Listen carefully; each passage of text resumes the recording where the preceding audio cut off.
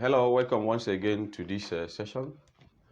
I'm here to discuss the likely practical question that will come up in this year's 2021 Neco Physics practical exams.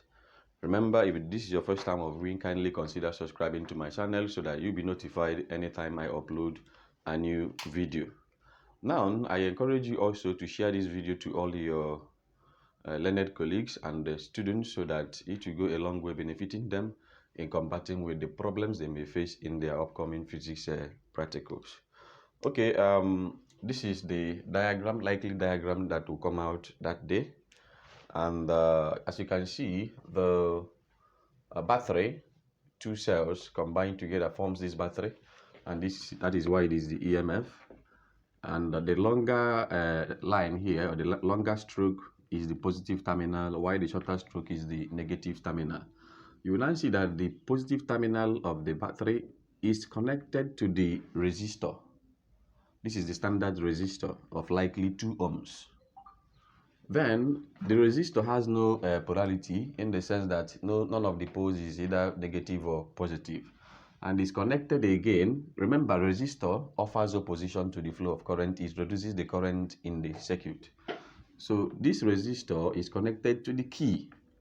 The key opens and closes the circuit, okay, just like the switch in your houses. So the key is in turn connected to the resistance box. Resistance box is a variable resistor, in the sense that you can use it to alter the resistance in the circuit, and the resistance is in turn connected to the ammeter, okay, that has no polarity. Okay, now look at the apparatuses required of us. This is the ammeter in question. As you can see, the ammeter measures the current flowing in the circuit. These are the batteries.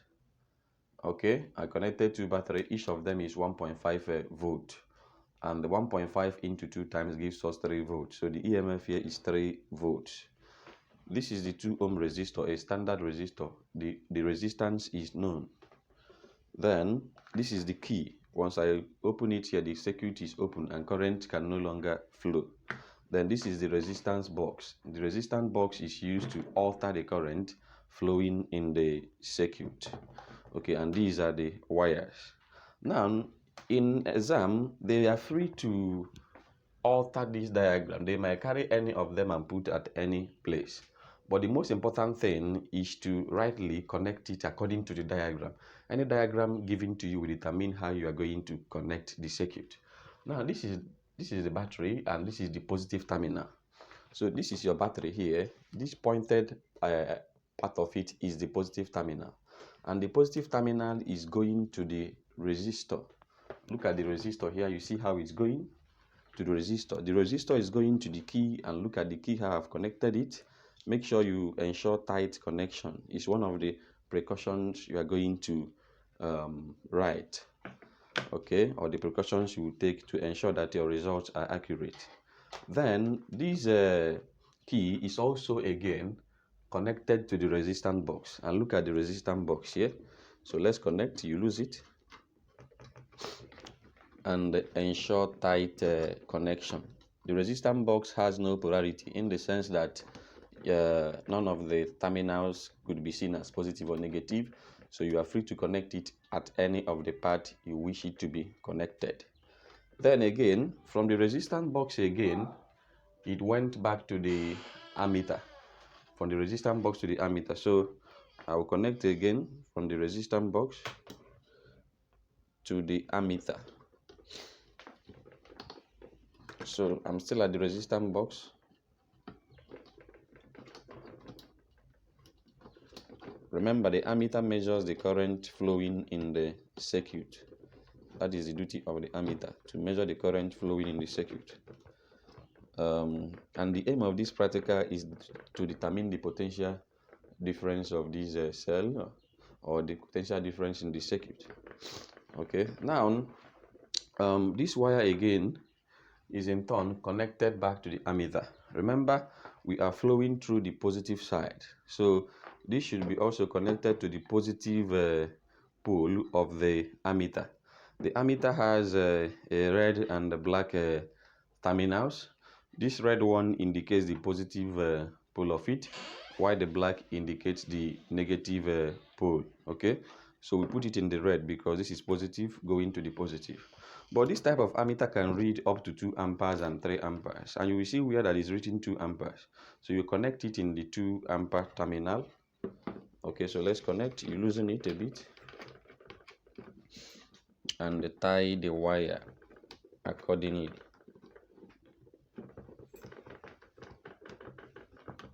You tie the wire accordingly. So I have tied that to the positive. Then if you watch, this side is the negative terminal of the battery, so it's connected back again to the negative terminal of the ammeter. So let's connect it. This is going to the negative. You connect again, then tighten it. Ensure tight connection so that you get the accurate reading. If it is not tightly connected, the ammeter will not be reading very well, and you might not get the actual figure because the pole or the pointer of the ammeter will not be tight. It will not be steady at a particular reading for you to take your reading. It will be tweeting from one point to another. So that is why you ensure tight connection if you actually want to get the right value. So let's connect tightly. Okay.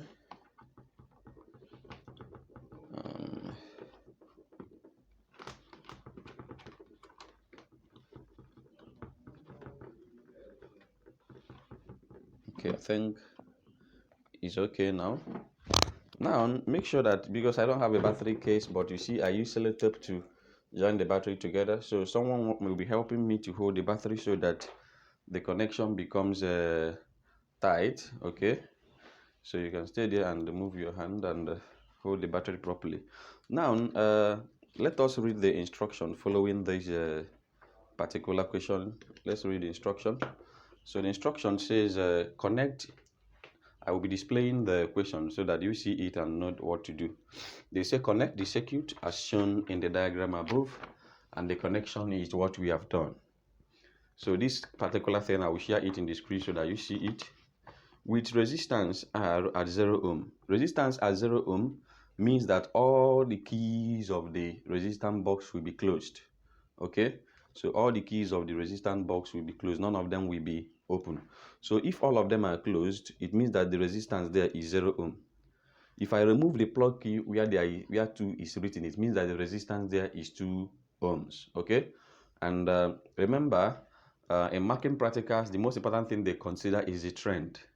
The trend is very, very important. You can see that the resistance and the current, they are inversely proportional, because when the resistance is too high, the current should be low.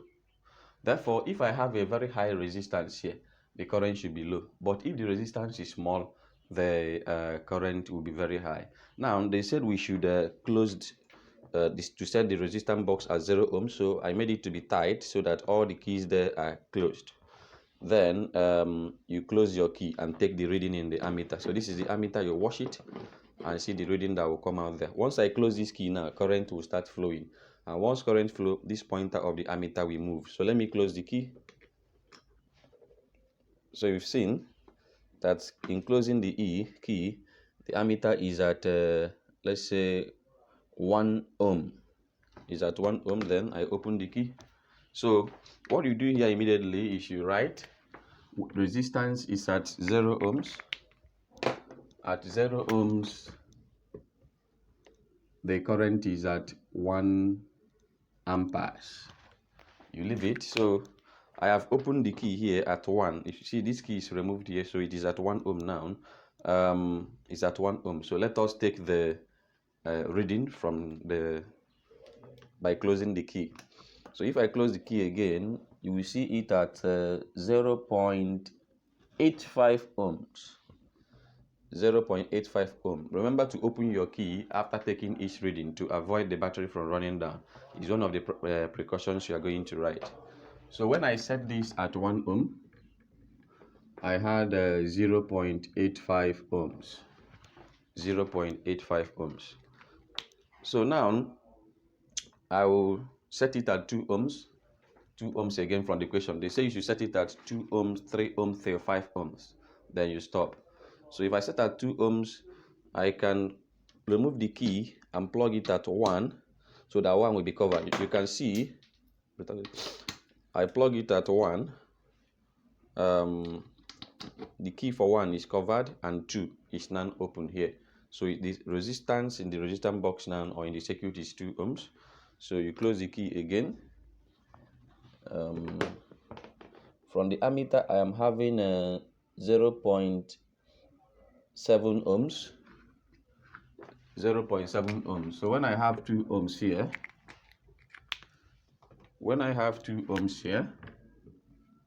the resistance is 0.7 ohms. And you observe one thing here. As the resistance keeps on to increase, the current in the circuit will begin to drop. That is the law here from Ohm's law. Because from Ohm's law, you know that V is equal to IR. So if I make the current subject of the formula here, current is equal to V over R. You can see that resistance and current are inversely proportional to each other. More resistance, less current. More current, less resistance. So the question says again, we should still put it at 3 ohms.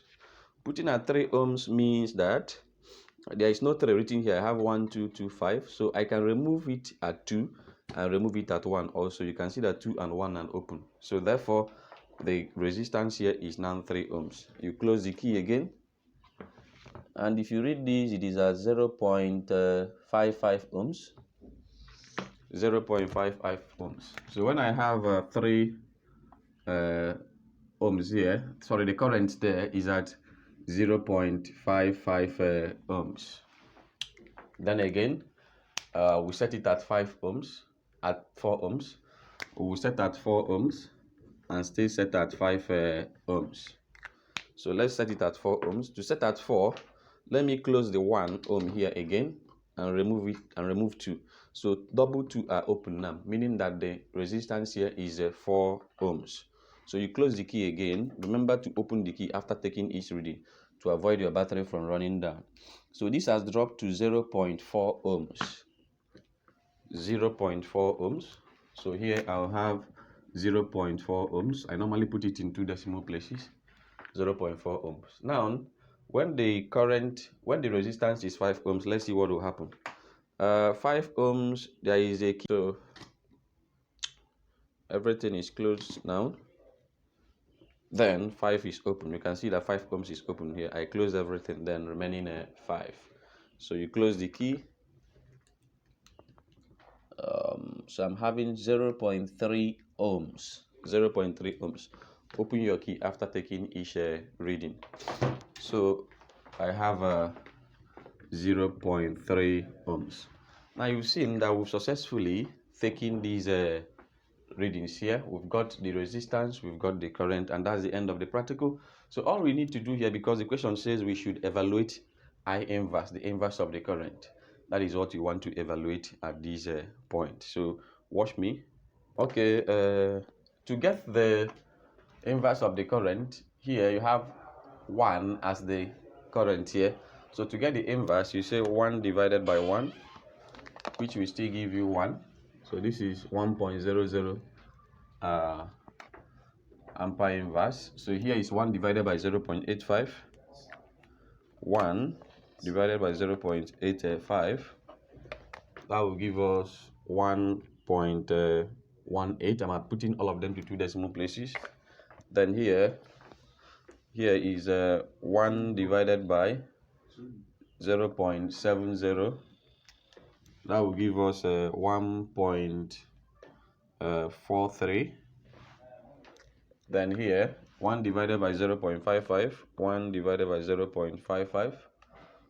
That will give us 1.82. Then you have 1 divided by 0.40.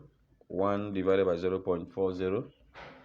That will give us 2.50. Then 1 divided by 0.30, 1 divided by 0.30, that will give us 3.33. So you've seen how we successfully completed the table. So with this table now, we can draw a graph. The question says we should plot a graph of R against I inverse. R against I inverse. So if you are plotting a graph of R against I inverse, okay, at this point we want to plot the graph. Remember, we are plotting R against I inverse. R is in the vertical axis, while I inverse is in the horizontal axis. Remember here, if you watch your normal graph sheet, this is not a graph, but I will just use it to tell you what graph is all about. So, and the highest value in the arrow is 5. That is why you are seeing 5 here. You can extend if there is space. Why the highest value here is 3.33, so I stopped at 4. But the values of the resistance is very nice because it's just whole number values. Of course, we don't need any straight, it has been represented here. But looking at the values of I inverse, it is very small decimal values, which is not that easy to be plotted on the graph. But if you want to know the values of those small values, you will notice that in your graph, if you are using 2 cm, like here, I'm using 2 cm to 1 unit on both axes. 2 cm to 1 unit on both axes, that is what I am using. So each cm contains 10 small lines there. Okay, and if you want to know the value of each small line, you have to count the number of gaps there. There are 10 here, and we are counting 1, 1. Therefore, the small line here will be 1, which we are counting, divided by 10 lines, which is 0.1. It means that every small line there is 0.1. Assuming I am writing 5, 10, 15, 20 here, I will say 5 divided by 10 openings here, which will give me 0.5. So it means that each small line here is 0.5. So now each small line here is 0.1 because I'm using 1 unit here. So now when R is 0, I inverse is 1. Look at 0 and 1, which is here. You mark. When R is 1, I inverse is 1.18. Look at 1 here, 1.18. Here is 1. You count 1.1, 1.2. Here is 1, here is 1.1. Here should be 1.2, but we are talking about 1.18, which is a very bit smaller than 1.2. So this is just where it's going to be. And if you trace it upward here, somewhere here. So assuming you have your normal graph, all these values will be very easy for you to interpret them. Then 2 and 1.43. Here is 2. Looking for 1.43. Here is 1, 1.1, 1.2, 1.3, 1.4. 1.43 is a bit between 1.4 and 1.5, which is somewhere here. You mark. Then 3 and 1.82. 3 and 1.82. 1.1, 1.2, 1.3, 1.4, 1.5, 1.6, 1.7, 1.8, slightly above 1.82, and 3 somewhere here. You trace and mark. Then 4 and 2.5. 4 and 2.5. This is your 4. Here is 2. So you count 2.1, 2.2, 2.3, 2.4, and 2.5, which is somewhere here. If you trace it up here at the center, you mark. Then 5 and 3.3. Look at 5 here. Here is 3. 3.3 is above 3. 3.1, 3.2, 3.3. Somewhere here. You trace it and mark. Remember, what I'm doing is a rough value, a rough estimate. If you have your graph sheet and do this, you get the perfect graph of how it's going to look like. Then you have to consider line of best fit to make sure you join more lines. And let's check the best line of best fit to use here. Let's see if these two lines can be joined. Let's join these two lines, these 2 points.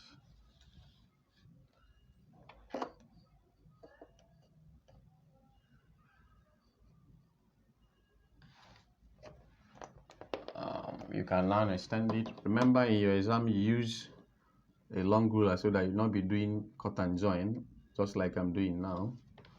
So this is the slope, the straight line. And if you observe one thing, you see that I did it perfectly because 2 points are left above here, while 2 points are left below. So this is a very good line of best fit, making sure that the points down and the points up are equivalent, or one is slightly above the other. So this is the graph you need to draw. Then they will ask you to get the slope. If you want to get the slope of this, you can choose any convenient 2 points and form something that looks like a triangle. So let's see. You can use broken lines to do that. Then join in here also. So this triangle I've drawn here it represents change in R, because this is vertical axis, the arrow axis, while here is the change in I inverse, the horizontal axis. So your slope S is equal to the change in R over change in I inverse. That is your slope. So our slope will now be, the upper value of R is this point, which is 4.0. So you have 4.0. Take away the down part is this particular point here. You trace it is 1.0. So you write 1.0 all over I. If you trace downwards here to get your I2, here is 2.5. So you have 2.5 minus, then down here is 1.18, just like very close to 1.2. So you have 1.18. So then you subtract, S will now be 4 minus 1 is 3.0 over 2.5 minus 1.18. 2.5 minus 1.18, that is 1.32. Then S will now be, if you divide 3 by 1.32, so it's giving us 2.27. That is our slope. You can now see that our slope is intact, very close to 3, though the battery I use is 3 volts, 1.5 volt plus 1.5 volt, which is 3 here, but it's due to some practical errors, the slope was not able to be up to 3, because if you understood the aim of this practical, we are determining the potential difference. You should know that the slope is R over I inverse, change in R over change in I inverse. This is the same thing as R divided by 1 over I, because I power of minus 1 is 1 over I. Now changing this division to times, you have that R times I over 1, which is IR. And from Ohm's law, V is equal to IR, which means this IR here is equal to the potential difference. That is what we are determining, and the potential difference should be close to 3 volts. And that is what we've carefully done here. Now, after the graph and the slope, there are other questions that followed in the practical. They said you should state 2 precautions you've taken to ensure accurate result. One is that you must ensure tight connection. If your connections are not tight, the readings of the ammeter will not be in order. It can be shaking like this. The pointer will be shaking. It will not be a perfect reading. So I ensured tight connection is a perfect precautions. One, I ensure that the key is open after taking each reading to avoid your battery from running down, because if your battery runs down, you cannot get the actual value. Okay, then you avoided parallel error in taking readings from the ammeter. That's another precaution. Another precaution is that you avoided the zero error of the ammeter. Some ammeters are not okay. The pointer is before the zero. Some are after the zero when no current is flowing in it, or when no battery is connected there. So you see that is an error, because the reading you are going to get when it has the zero error will not be in order. So in choosing the ammeter we use for the practical, you ensure that it doesn't have any zero error. Okay, so these are the precautions you can take to ensure accurate results. Like normally they will ask you to, but I've given you 4 in this particular practical. Another question that follows is state 2 advantages of lead acid accumulator over a Leclanche cell. A lead acid accumulator supplies more current than the Leclanche cell. It has more voltage than the Leclanche cell. It has a very low internal resistance. Okay, it has low internal resistance, and again, it is rechargeable, unlike the clancher cell, the normal battery, that you can't recharge. So these are the advantages of the lead acid accumulator over the clancher cell. They can ask you to state Ohm's law. Ohm's law states that the current flowing through a metallic conductor is directly proportional to the potential difference across its ends, provided that the temperature and other physical conditions of the conductor are kept constant. That is just Ohm's law. So in case you're asked that, you should be expecting questions like that. Another one is, why is the EMF of a cell always greater than the potential difference? Yes, EMF should be greater because the EMF is not supplying current to an external circuit. Had it been is doing so, it will have a potential drop. Therefore, EMF is always greater than the potential difference. Then finally, the last question I have here is, why is it, okay, state the factors affecting the resistance of a wire. There are so many factors that affect the resistance of a wire. 1 is temperature, 2 is length of the wire, 3 is cross-sectional area of the wire, and 4 is the nature of material in which the wire or conductor is made of. These are the factors that affect the resistance of a wire. So if you want to do well in this forthcoming Neco examination, ensure you watch this video very well, watch till the end, share it, and also go and read everything you know about electricity so that you'll be able to combat with electricity practical problem that you are going to face that day. I wish you success and good luck, and do not forget to share and subscribe to my YouTube channel, Facebook, Instagram, TikTok. My names are Esum Nofu Online Mass. Thank you for viewing, and may God bless you.